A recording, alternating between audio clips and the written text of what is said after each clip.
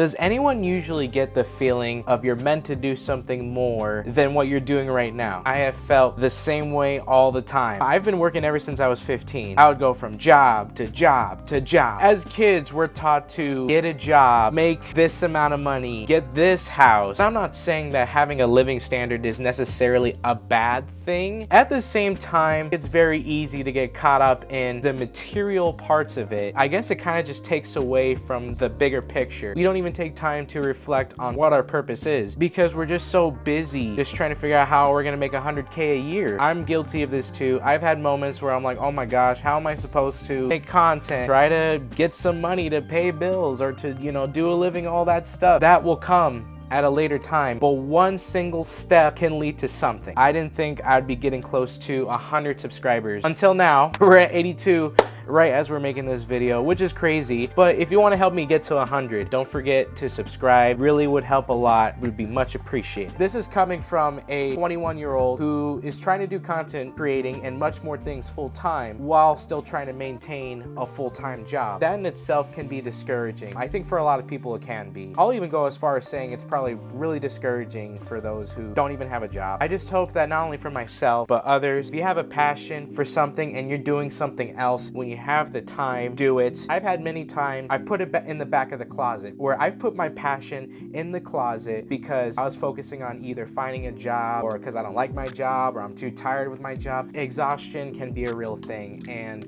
I think it can hit a lot of us, and that's been part of the reason why I've been in and out of doing content creating for so long. Hardships in some ways can drive, but it can also push you away from your passion or push from your purpose. While we're all trying to figure out what our purpose is, I do recommend this one book. There's no title on here, but this is called The Purpose-Driven Life. Kind of just going back to talking about focusing on the tangible things. It says here in this book, this drive to always want more is based on the misconception that having more will bring you happiness. I've worked in many retail jobs, so I kind of get behind the scenes on how people can act based on if they don't get what they want. I noticed that a lot of times when people don't get what they want, we all tend to like freak out in our own ways. When we're not in control of getting something we want, we just get frustrated, we get upset, and we think that just getting this thing will make us happy. Let's just be honest. You get that new console, you get that new phone, you're gonna enjoy it for the next like about a few weeks or so, then you're gonna get bored, and then something new comes out, you're gonna want more. I feel like materialism is what's really killing the curiosity of purpose and creativity. I'll even go as far as saying as far as content creating goes, because not to say that mass creating is necessarily a bad thing, I just think that there's just no value in the current media that's being made today. I'll even sometimes doom scroll on my phone. Admittedly, that happens. All I see is just a bunch of brain fog jokes that honestly don't really make sense, or someone's just acting a certain way just to get clout, or just putting on a persona that's not of who they are, and later on it just affects their mental health. I know a couple of YouTubers that's probably been through that path, and you guys probably know, but the rise of TikTok, yeah,